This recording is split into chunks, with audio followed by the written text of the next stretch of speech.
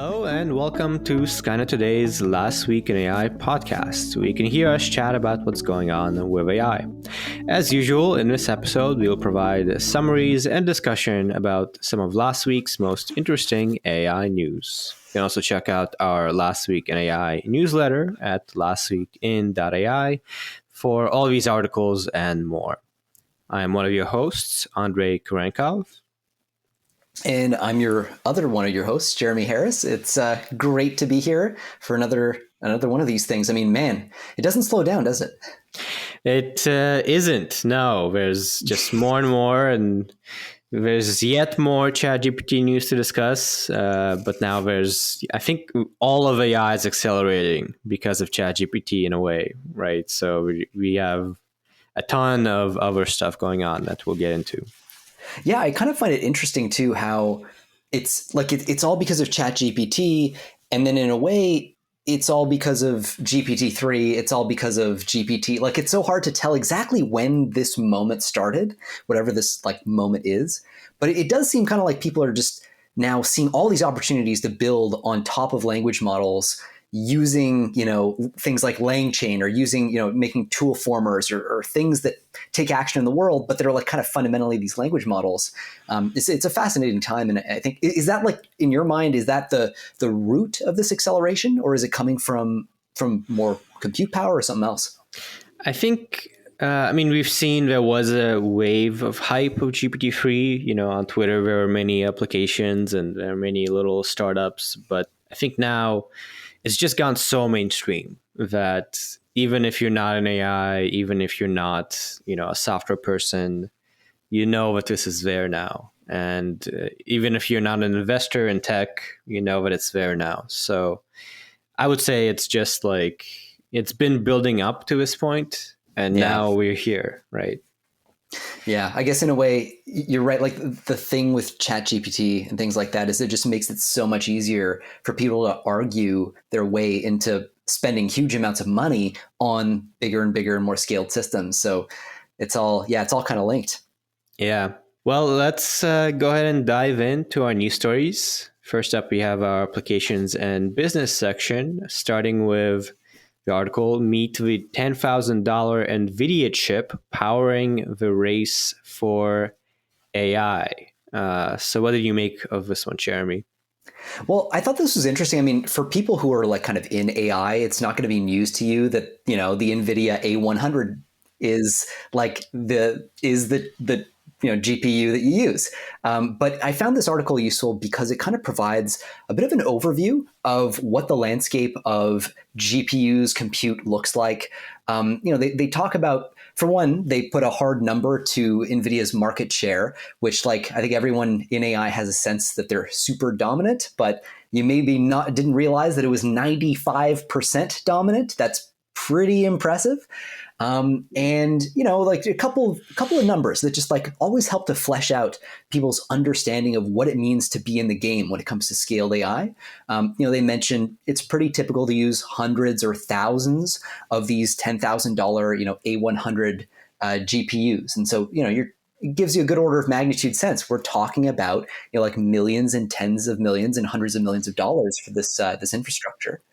And they gave this specific example of stability AI, which a lot of people will know from Stable Diffusion and these image generating models.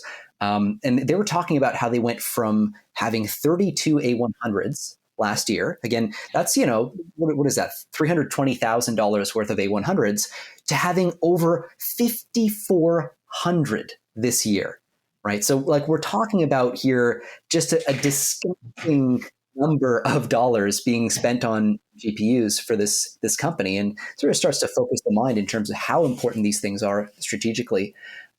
Jensen Huang from Nvidia. Oh, sorry, yeah.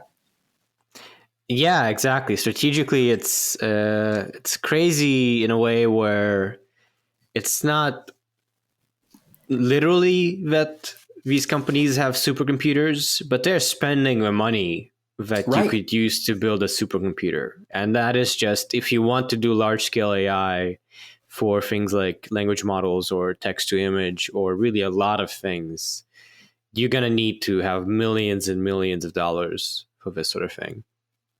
Yeah, 100%. And like that does mean more more revenue for Nvidia too. This is where the article talks about Jensen Huang. You can kind of imagine, sitting at his desk back in November, October, mapping out what is 2023 going to look like for me, and he's got a certain set of numbers on the board. And then ChatGPT rolls around, Bing Chat rolls around, and boom! Like he basically was talking about how we've had to reassess our goals as their stocks up 65% or whatever on the year, whatever it is. So like Nvidia really a big beneficiary of this. And as he says, there's no question that whatever our views are of this year as we enter the year, it's been fairly dramatically changed as a result of the last 60 or 90 days. So big changes happening fast. And Mm. yeah, I mean, anyway, a bunch of really interesting numbers in this doc, and they do talk about the next generation as well, the Hopper H100. Obviously, the A100 is not the end of the line. And maybe one last thing to mention here, if you're not following the compute space, like the H100 is specifically designed for transformers. So we're not talking anymore about a GPU that's designed for deep learning, but specifically like what kind of deep learning model are you training? Oh, you're training a transformer. This is hardware just for that, which is just a reflection, I guess, of the fact that attention is all you need, and transformers are increasingly looking like all we need, or at least a big part of it. And amazing to see actual hardware reflecting the broad use of transformers. Yeah, it's super interesting. It was used to be that GPUs were powerful or very much liked because of their general purpose, right? You can put anything you want in there, and now there has been a bit of a convergence around this one type of neural net, and now we still have GPUs, but they're starting to be a little more specialized, which is really interesting. So as usual, we'll have links to all these stories in the description. You can check out the story for more. It's pretty good to know about all this NVIDIA GPU stuff. But we're going to jump ahead to our next story. Generative AI is coming for the lawyers. And this is a pretty nice detailed article from Wired about kind of the current moment in AI being used for law. There was just recently a pretty major news story about a law firm contacting with this company Harvey, and this article discusses how another company, Dellen and Overease, is now using Harvey.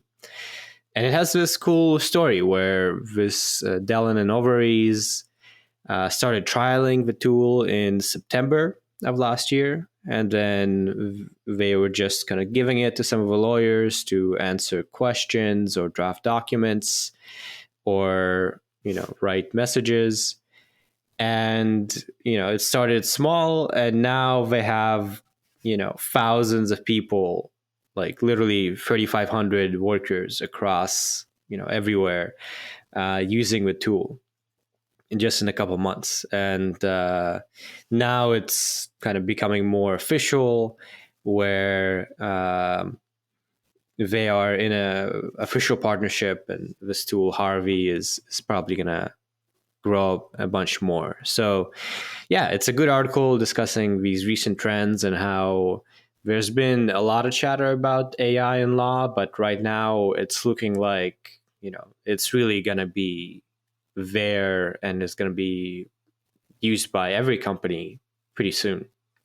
Yeah, and especially interesting given the risk profile of the legal profession. Like you imagine, you have a bunch of interns. Normally you trust your interns to go through legal precedent and look at old cases and things like that, and comb through them carefully.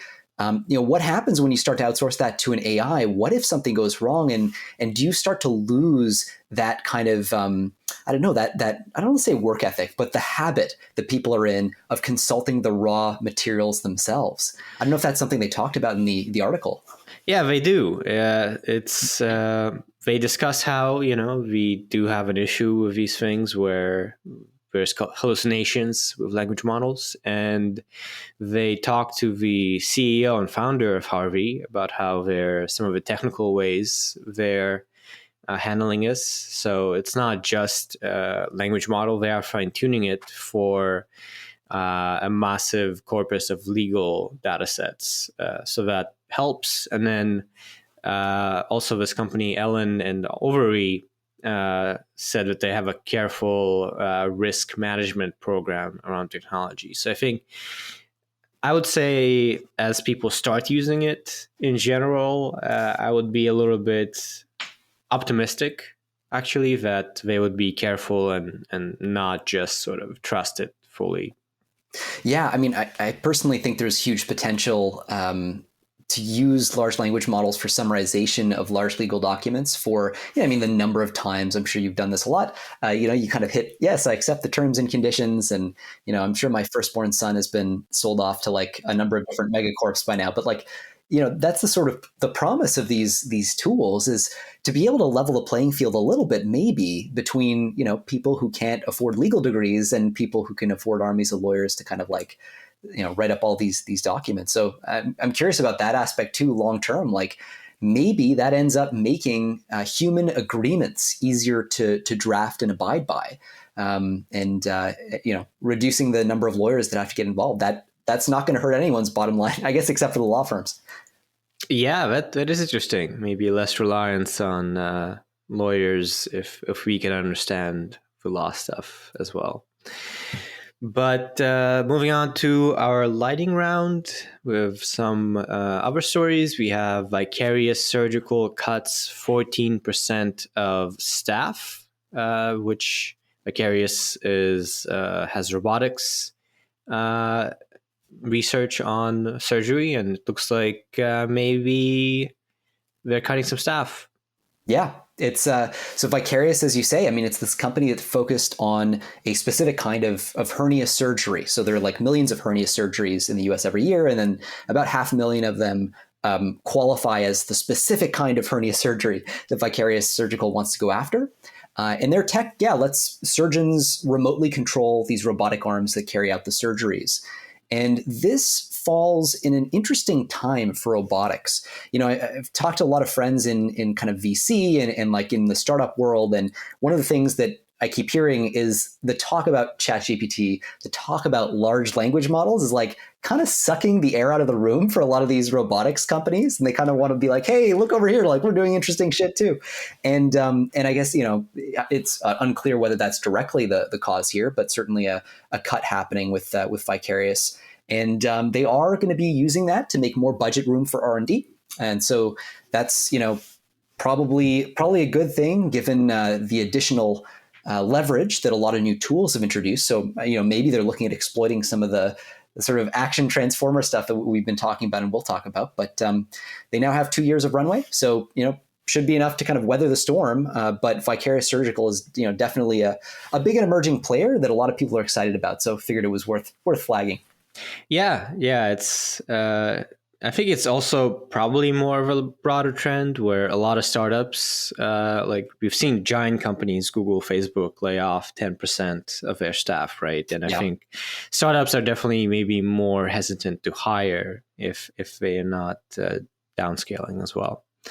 And related to that, our next story is Alphabet lays off hit trash sorting robots. And this is about how there is this division, Everyday Robots, within Google that was originally an ex-moonshot, and the team was basically trying to get robots to do useful things around the office. So they had these moving robots with arms that could clean cafeteria tables or separate trash and recycling and various things. It was kind of a mix of a product group and research. And now it's gutted and it's over, which is kind of sad because it was doing cool work. Yeah, it's sort of surprising. Like I am really curious about the sorts of decisions that get made in these down markets. Robotics, I would have thought would be close enough to the AI hype cycle, and I don't particularly think it's a hype cycle. Like it's just that AI can now do so many exciting things. Like it's surprising sometimes to see companies pull away in quite this way.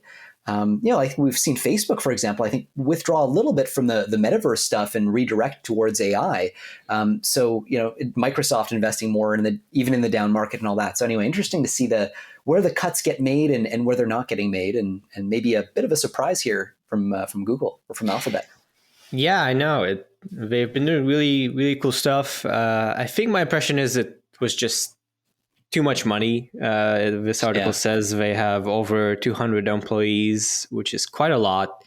And it does say that parts of it will be absorbed by other places within Google Research. So it's not Okay. fully gone. Yeah. Yeah. And next up, we have Amazon's cloud partners with startup Hugging Face as AI deals heat up. So Amazon announced just last week that it will collaborate Hugging Face, which is this company that does a kind of a variety of things. One of the many things it does is hosting models of AI models that do various things, and also kind of demos. So you can just go to the site and run things directly or get the code or other kinds of things. And this is pretty interesting, I would say. What do you think, Jeremy? Yeah, well, I think obviously Amazon, through AWS and any number of other arms, has huge distribution. So maybe more of a distribution play for Hugging Face here. And I think Amazon also wants to get more in the game of generative AI. When we think about the big players right now in the space of generative AI, that there is obviously there's the Google, the DeepMind, the OpenAI, the Microsoft, the Anthropic. And then you sort of start to cast about. And it is surprising that Amazon hasn't risen to the top of the list as much as they might otherwise have. They're doing more and more stuff in that direction. But maybe this is another big step on the way to participating more fully in the generative AI race as it's increasingly looking. Yeah, I'd be curious to see where this leads. It feels like maybe it'll be making it easier to deploy things on AWS, but maybe there'll be, yet another language model. We'll see. Yeah. And then on the consumer side, our last story is Spotify's new AI-powered DJ will build you a custom playlist and talk over the top of it. So this was just announced. There's a small video where, it's kind of trying to mimic a radio DJ that gives a bit of commentary, and then you go between different tracks.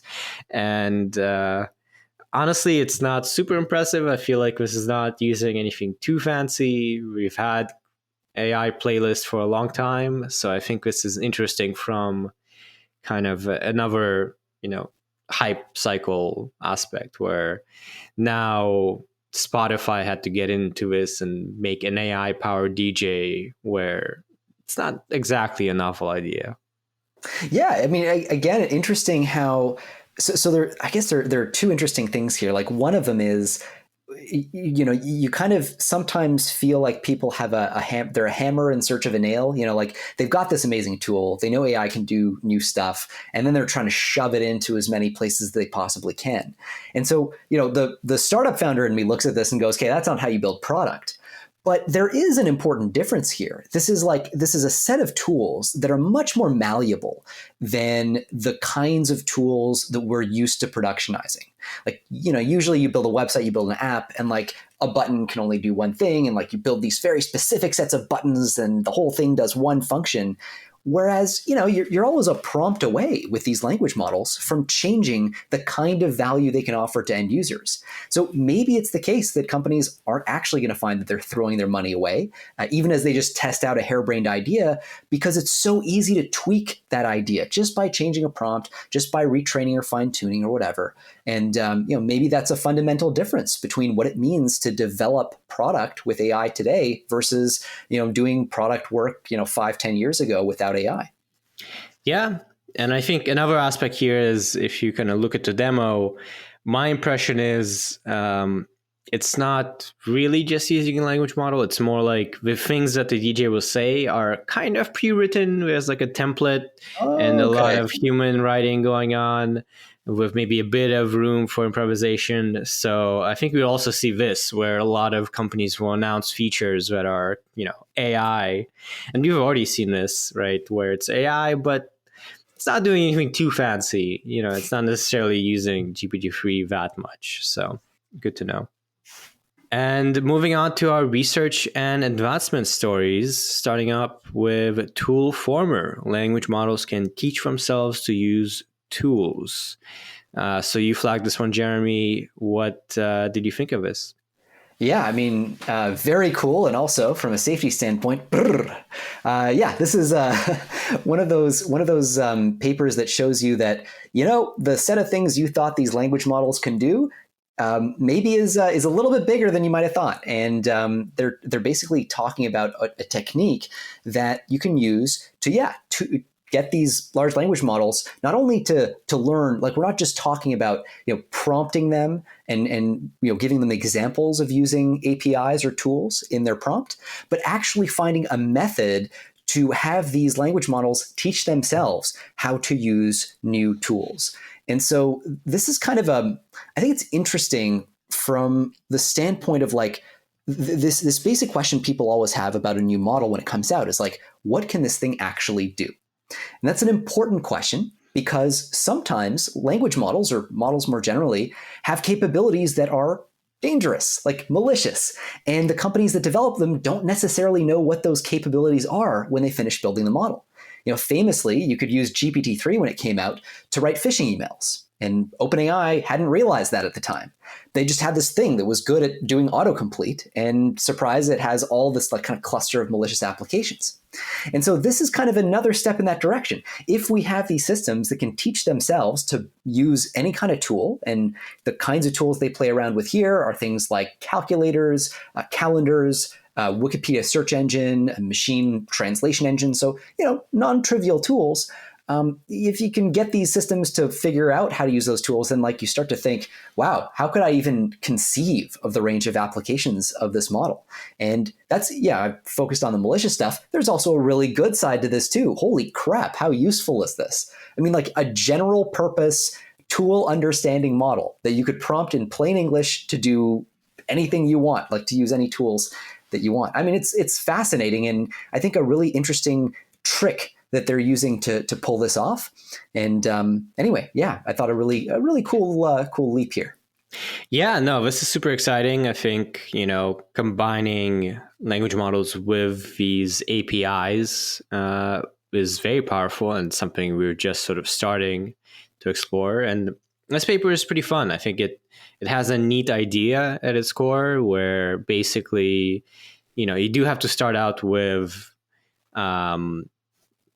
you do need to provide sort of a template of the API. You do need to give an example or two.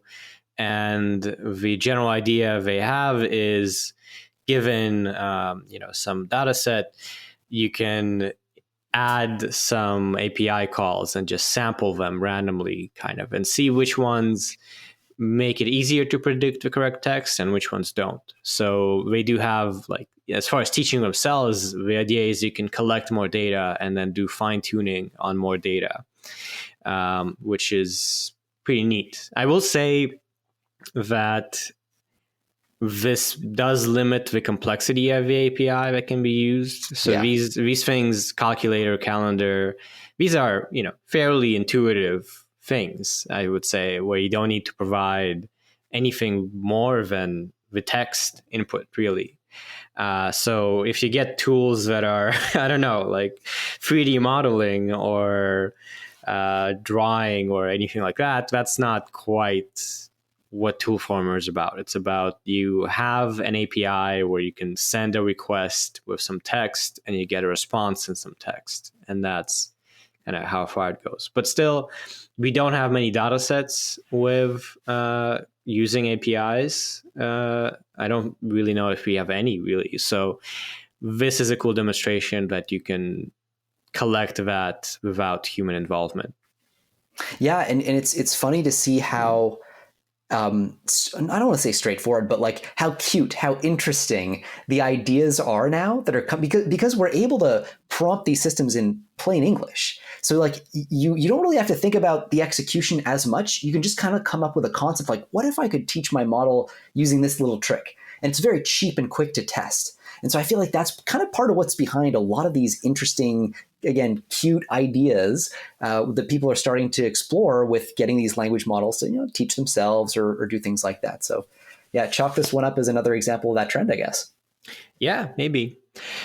And then next up, I wanted to jump back a few weeks to discuss some work we haven't discussed, where we are going to get away from language for just a little bit and talk about reinforcement learning and having agents that don't just process some input and produce some output, but are kind of learning from trial and error, which is something that language models cannot do. So this is a paper from DeepMind that came out earlier this month titled Human Timescale Adaptation in Open-Ended Task Space. And this is, in line with DeepMind's kind of long-term mission of seeing how far we can push reinforcement learning by trial and error. And in this work, they showed that if you scale in multiple ways, so we use a transformer, XL, and they use a massive set of possible tasks of different kind of specifications. And they show that sort of like GPT-3 in a way, where you can prompt these language models to do a lot of stuff. Here they show that you can actually have the agent learn by trial and error very efficiently. If you've done all this training on a large set of possible tasks, then just after a few trials, without any sort of changes to the weights, just via aggregating observations, the agent can actually learn what to do in the task and adapt. And this is using a few different ideas. So it's not simple. There's meta reinforcement learning. There's this large scale attention based memory architecture. And they have sort of a curriculum as well. But it's nice to see some more progress in this reinforcement learning and real embodied agent space, where you don't have a passive model, you have something that continuously interacts with the world to accomplish a goal. Yeah, and it's also interesting. It kind of makes me think back to that debate that people used to have about what it means for an AI to learn as fast as a human, right? Like, humans are certainly able to learn how to solve new math problems the first time they run into them, provided that they're not 6 months old, right? And so there's a question of what counts as the learning phase, and increasingly it really seems like AI, and perhaps a lot like humans, kind of has to be front loaded with a bunch of knowledge. And then once you get it past a certain threshold, then in context learning can take over. Then meta learning can take over, and you can learn tasks on the fly and very quickly. It's just interesting to see that, take shape in a sort of analogous way to the human brain. Like, the brain itself is structured from arguably billions of years of natural selection. So it's been shaped from learning, if you will, across generations in that way, plus through childhood and early life. And then we can start to solve problems in real time, and sort of looking at machines the same way, give them a big fat data set, do pre-training, and then you start to see the kind of learning on the fly bit. So sort of, anyway, interesting to see maybe that middle ground in that debate shaping up. Yeah, that's a good point. I think it's maybe a pretty good analogy of, now we do have a lot of built-in structure in our brains for vision, for movement, for language, and that is, you could think of it as what these things are learning from, aggregating a massive amount of experience. And related to that, I also wanted to mention, without getting too much into it, another paper from earlier this month titled RT1 Robotics Transformer, which is pretty much similar. It's just having a giant transformer and a lot of data, and having an image of what the robot is seeing and some text instruction. And they show that if you have enough data, you have a large enough model, you can do a lot of things pretty effectively. So I think it is nice to see that there is still work on embodied agents, which is non-trivial, I will say. I think there's still some major challenges in moving from language to other modalities, and it's pretty exciting to see this progress. So what are your, because I know you're more on sort of the vision side of things. What is your take on the bigger challenges that still exist there? Well, I think one of them is generally with, for instance, the DeepMind paper, you do need to learn from reinforcement learning and trial and error. And so far, none of these things are learning from trial and error, really. I mean, there's some fine tuning going on with ChatGPT, but it's not like you're interacting with the world and trying to accomplish some goal and so on. So that is a major challenge that I think may be important for AGI, right? Because you would need to be able to learn by yourself without a huge data set, by Mhm. trying things out. And that's not something you can learn from a data set necessarily. Maybe. And the other thing is, there's just other dimensions of once you get to images and, not just images, observations, text, there's still a limited context window in these Right. transformers. So that's going to eat up that space real quick. And there's still not a great answer to how to keep increasing that context window or add some sort of memory, because right now it's just there is a limit to how much you can scale these current architectures. Yeah, it sort of makes me wonder. Well, actually, maybe this will be one for next week because I just saw this article earlier today. I think it was from Meta, looking at the comparing the structure of the brain to the way AI systems work and kind of deriving some rough guesses about what's missing to get to AGI based on that.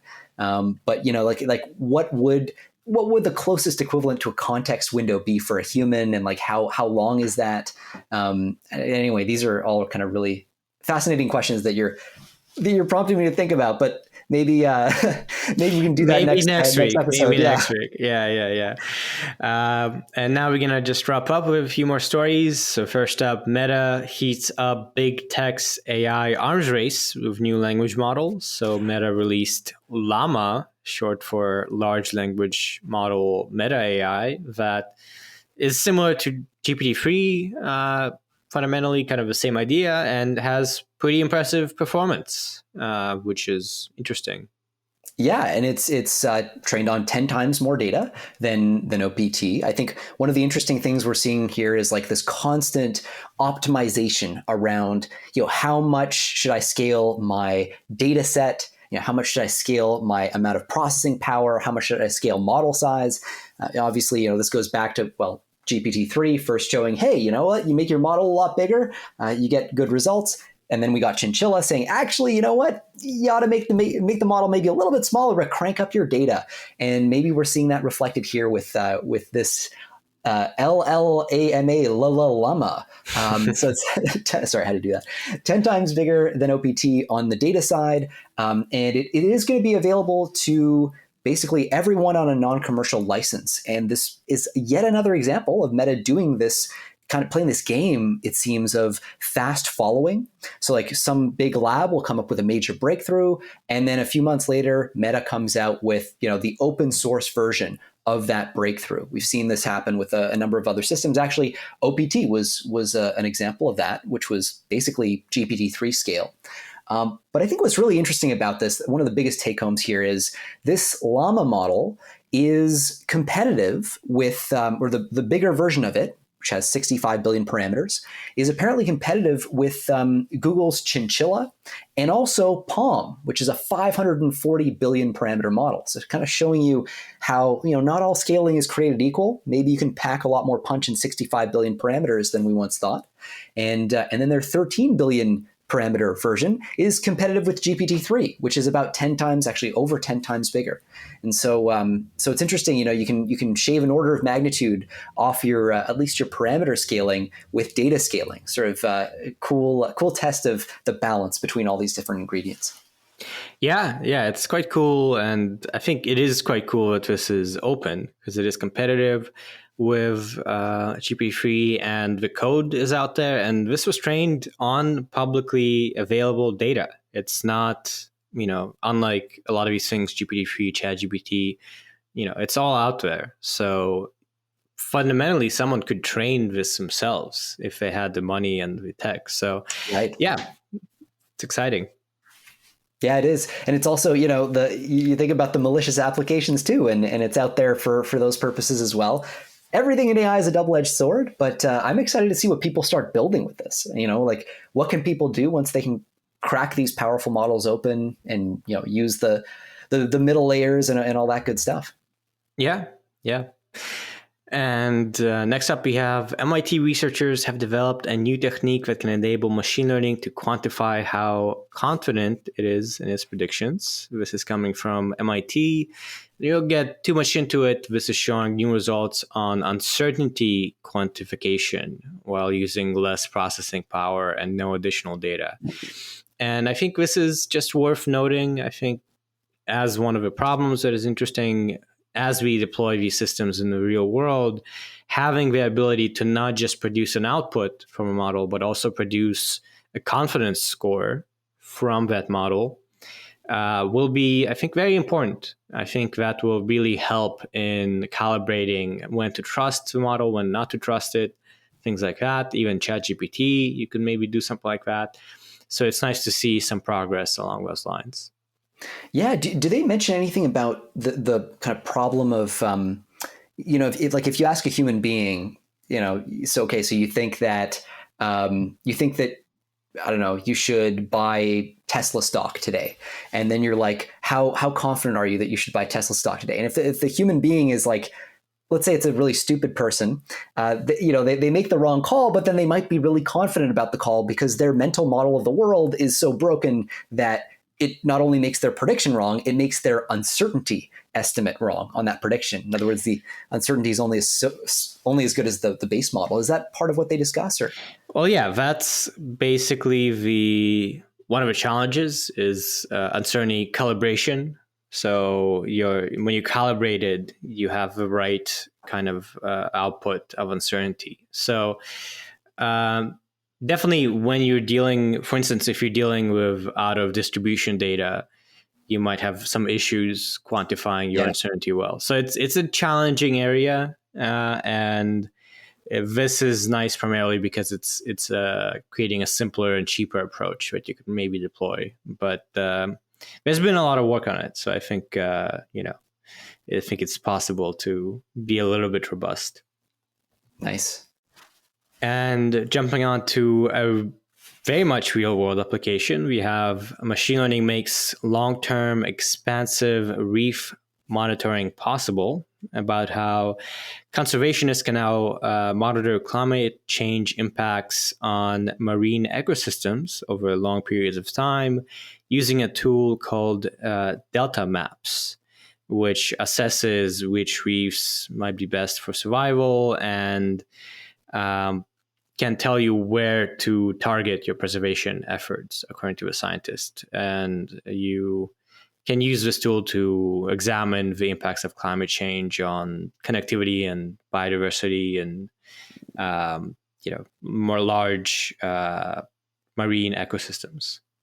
Also, it's basically like a triaging strategy for reefs. Yep. Yep. Good to have. And, again, we'll see a lot of these things with climate change. Yeah, that's the ultimate out of distribution problem too. Yeah. And last up, we have how AI can help design drugs to treat opioid addiction. And this is about how we've seen similar research before where this is using AI to help explore compounds that might block a particular receptor called kappa opioid receptor. And it's been found that you can go through a lot of options and find some promising variants. And obviously, this is a huge deal if we can make progress, because every year more than 80,000 Americans die from opioid overdose. So it's a immensely large problem, and it's interesting to see that AI is now helping on that front. Yeah, it's another one of those kind of problems I think we were talking about maybe a couple of weeks ago. But this idea that a lot of the problems that are left, especially in things like biochemistry or biomedicine, are these like high dimensionality high data volume problems that like humans just haven't been able to parse. Like there's no way that a human can look at the structure of a protein or the structure of a receptor or something and be like, oh, okay, those will work together. And so now, like AI is just the perfect tool for a lot of these things, and exciting to see all the progress being made as a result. Now that we're unlocking things through the virtue of scale. Yeah. Jumping on to our policy and societal impacts section. First up, we have planning for AGI and beyond from OpenAI, which is kind of, I don't know what I would call this, a position paper, a sort of editorial perhaps on how OpenAI views uh, the path forward in AI and how to go about it. What was your impression, Jeremy? Yeah, I agree. I think position statement. I think manifesto maybe sounds a little too Ted Kaczynski-ish, but it's a statement about where the future might go according to OpenAI and how they see themselves playing a role there in steering it. This was authored by Sam Altman, obviously the CEO of OpenAI, and there were a couple of excerpts that I think were especially interesting.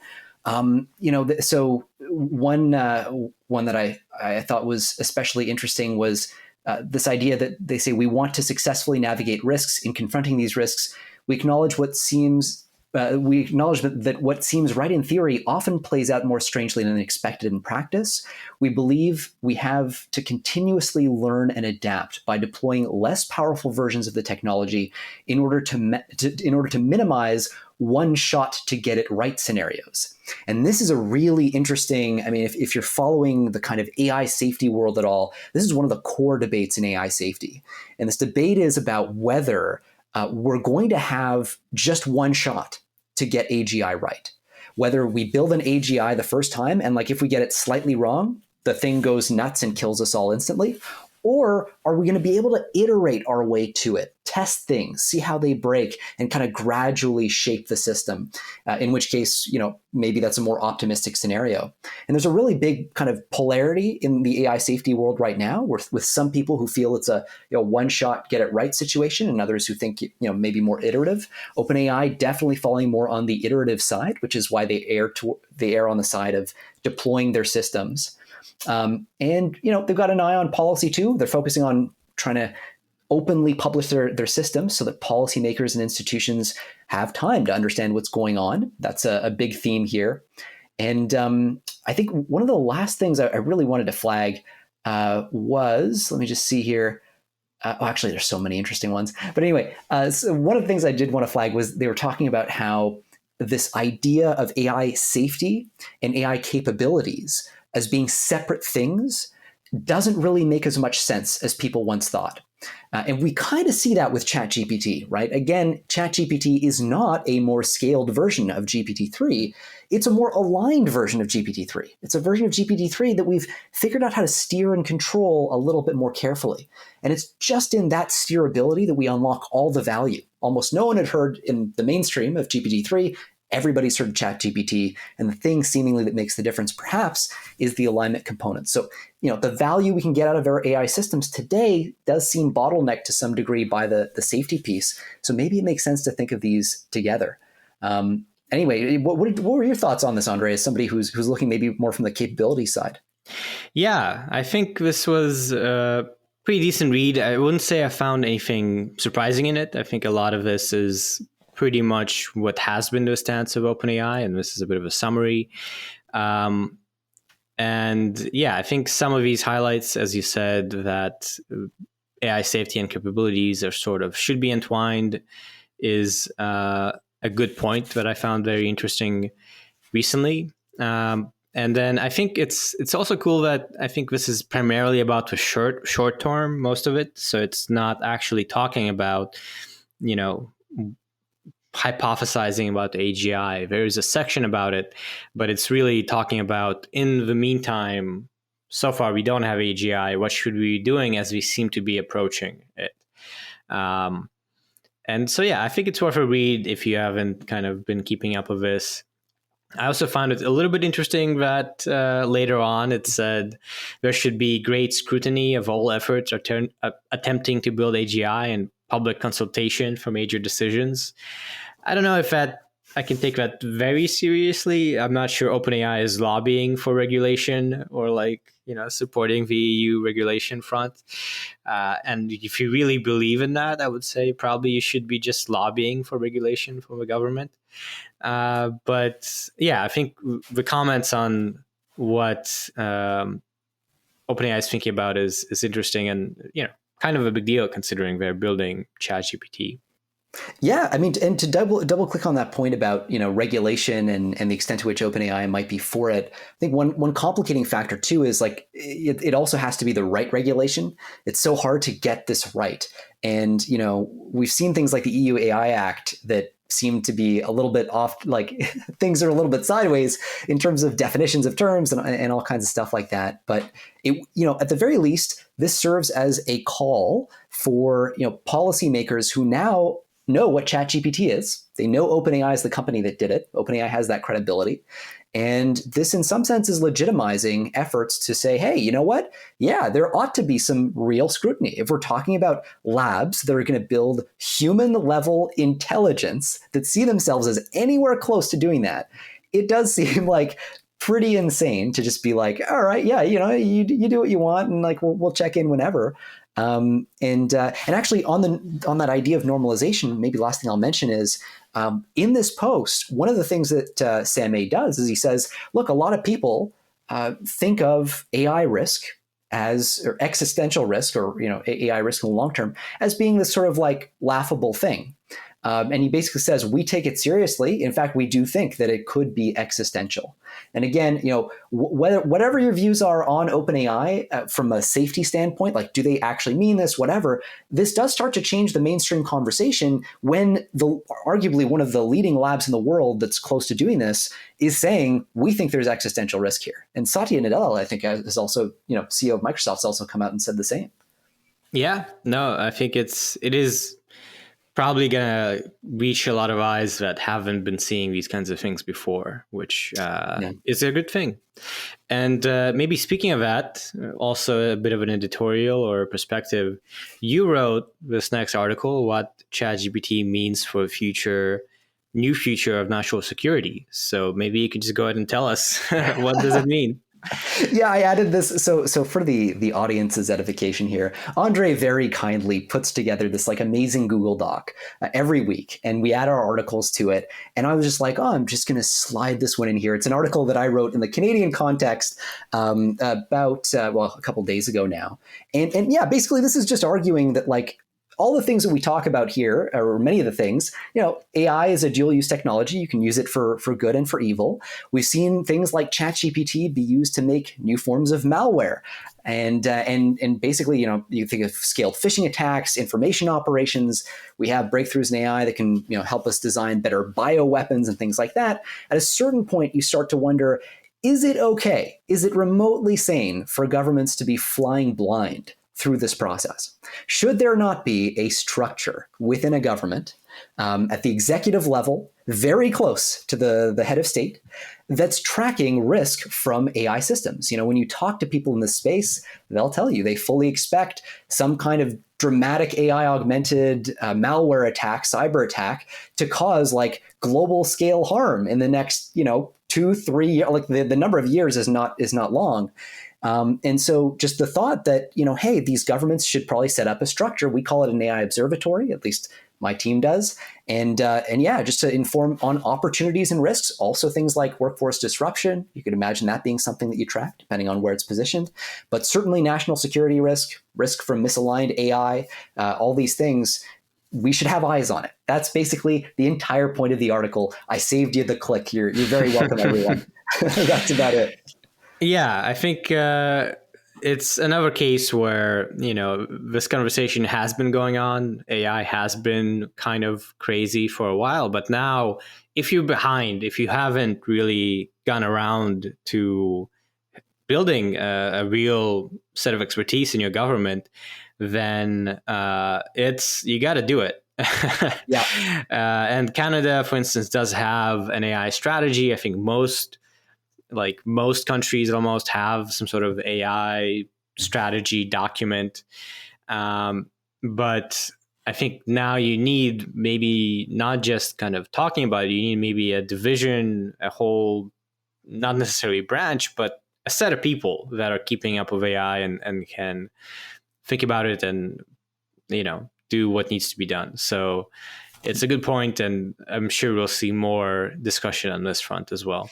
Well, yeah, and just a last quick note on that front, you've got a lot of countries with AI strategies. They're mostly kind of accelerationist strategies. So they'll be like, "Hey, how do we get our country to contribute to the cutting edge?" Rather than saying like, "Holy shit, like we have AI systems that can like cause real harm, and the curves are all going vertical right now in AI capabilities," and saying like, "Okay, should we start to think about counterproliferation language? Should we start to think about national security language?" And that language does not exist right now. So, something that I'd be eager to see a lot more governments jump in on. And anyway, that was my article from the Canadian perspective on that. Cool. As before, we'll have links. So if you want to check out more detail, go ahead and go there and click on it. And we're going to move on to our lightning round, starting with AI alignment and uncalibrated discourse in AI. So this is from an AI research scientist, Nathan Lambert, from his Substack. And it talks about, as the title says, discourse kind of within the AI community almost. And going into things like you can categorize people who are about AI safety, as you don't want to cause risk, but then there's people who are more specifically about existential risk. There's people on the alignment side, on the ethics side, and there's kind of camps kind of coming up now with different views. So what was your takeaway, Jeremy? Yeah, no, to your point, I think he was highlighting something important here. I think it read to me like not like a post that necessarily had like a clear point. It was more like a lot of points about specific areas of disagreement definitionally. So yeah, Andre, you mentioned this idea that AI safety isn't just one thing, right? We have people who say, they work on AI safety, but what they really mean is like, I work on making sure that my robot doesn't accidentally drive over a human being while it's doing its work. And then there are other people who go, no, I'm working on AI safety. And by that, I mean AI existential risk mitigation. So how do we prevent AI systems that are smarter than human beings from basically wiping us out the moment they're created, which a lot of people expect to happen. And then everything in between, right? You've got AI ethics people who worry about bias and who worry about kind of like harmful language and so on. And so getting all these communities to see eye to eye and not see each other weirdly, as they kind of do sometimes, adversarially. There's almost the sense that there's like a finite amount of energy that the public has to dedicate to whatever we'll call responsible AI or something, and that what existential safety gets, bias doesn't get, or something like that. And I think he's kind of trying to chip away at this idea in part in this article, which I thought was a laudable thing to do. I mean, we've got a definite issue here in terms of people kind of rowing in the same direction, let's say. Yeah, I think that's a good point. And I think something it doesn't get into, but I think it's worth getting into, is the fact that AI ethics and AI safety are almost different camps, somewhat strangely. So people concerned about bias and discrimination, or really just erroneous outputs in general, but not so much AGI. That's AI ethics. More present day concerns than AI safety. AI alignment is a bit more forward looking, and I would say hopefully these two will come closer together, because it's all alignment at the end of the day, right? So it's strange. Yeah, no, I think that's a really good point. That and it's only recently that it's become, I think, possible to argue that very credibly, but it really does seem possible that we're going to see a convergence between those things, because ultimately you're talking about being able to control the behavior of an AI system, and whether that system is super intelligent or just kind of like subhuman.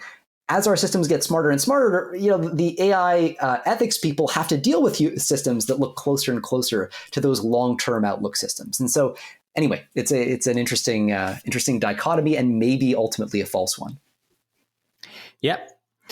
Next article we got: How I broke into a bank account with an AI generated voice. So it's pretty much what it sounds like. This journalist created some fake audio of them saying certain things like check my balance, and using their voice as a password, which apparently you can do. And we're able to get into the account. And we saw something like this actually last year already, where someone did actually stole some money with this kind of approach. And yeah, it's a good thing to be aware of, because also recently we saw some impressive progress in realistic audio generation, and that's going to have a major impact this year. Yeah, it's like every couple of weeks, right? You have this new capability, and someone somewhere in some like enterprise or some security organization has just had like a fundamental operating assumption wiped out, just like that, with a new system. So it's really interesting to see like how are banks going to respond? How is the security ecosystem going to respond to stuff like this? Yeah, it's interesting because it's one of these things where we've been discussing it for years, and I think a lot of people in the security community, it's been known that you could use AI for phishing and things like that. But Yeah. now the tech is here, right? So Yeah. it's time to can't just talk anymore. You got to actually address it. Yeah. Uh, Next up, we have AI human romances are flourishing, and this is just the beginning. Pretty interesting article from Time about how there's this app Replica, which launched in 2017, and it's basically a little chat app with a virtual character. And over time, it kind of evolved into this thing where you can have romantic relationships and even sexual relationships. You actually could pay a $70 pay tier to unlock erotic conversation features. And now what just happened was they removed that option. The company removed the option for it to confess its love, or I don't know, be spicy. And now a lot of these users are angry that their bot has been kind of stripped away, and it's pretty, I don't know, surreal to see this. Yeah, what it makes me think of is this like my favorite niche Silicon Valley saying, and I can't remember if Paul Graham said this or who, but it's something like if you A/B test a website often enough, you will end up with a porn site. And just like this like race to the bottom of the brainstem, and Yeah. the moment you talk about, oh well, you can have human like chatbots and whatnot. I think a lot of people's first thoughts went the same way they did with the good people at Midjourney, who can make images out of text prompts. So like your mind very quickly goes to these things, but it's fascinating to see just how hooked people can get to these bots. Like I was on a subreddit that was talking about. I saw this on Twitter. Somebody posted like, if you're wondering about what the future of AI might look like, you got to check out the Replica subreddit. And I checked it out, and man, it was like people just furious. Like from their perspective, they just lost a loved one. That was really like what these reactions were. They were raw. They were emotional, and yeah. I mean, you can't judge them. I mean, that's it seems like that's kind of where things might end up going in the long run. But raises all kinds of and this is not even ChatGPT, right? The AI here is relatively primitive. It's not super good at talking, and does kind of silly nonsense all the time. And yeah, but it is kind of crazy. And there have been stories in the past, Japan or China, about people falling in love with their AIs. But I think now that we have ChatGPT, it's going to be not very uncommon, I would imagine. Yeah. Yeah. Like, there was internet dating was weird at first. Now you're going to be dating the internet. Yeah. All right. And last up, we have the story machine learning is helping police work out what people on the run now look like. So this is about how basically instead of using artists to sketch what aged up people might look like, now you can use AI to estimate the wrinkles and so on. And it's actually being used in practice. There's kind of an interesting example about a member of a Sicilian mafia who's been on the run since 1993. And so, yeah, another case where AI is everywhere. It's being used for everything. Get used to it. Yeah, really, and I'm looking forward to the lawsuits that come when these images are slightly wrong and the wrong person gets arrested because of the aged up image or something. But who knows? I mean, these are probably going to be a lot more accurate in some cases than sketch artists and things like that. So, Mm-hmm. All right. And then let's just wrap up with one more thing. Usually we have a couple art and fun stuff stories. We're going to just touch on one. I wanted to highlight how last week tonight, with John Oliver had a segment on AI this last week, and a lot of people enjoyed it. And as usual, I guess this was quite good. There were discussion of ChatGPT, of Midjourney, of bias, of ethics, regulations, not existential risk, but a lot of stuff that is pretty relevant. So if you haven't seen the John Oliver segment, you can find it on YouTube.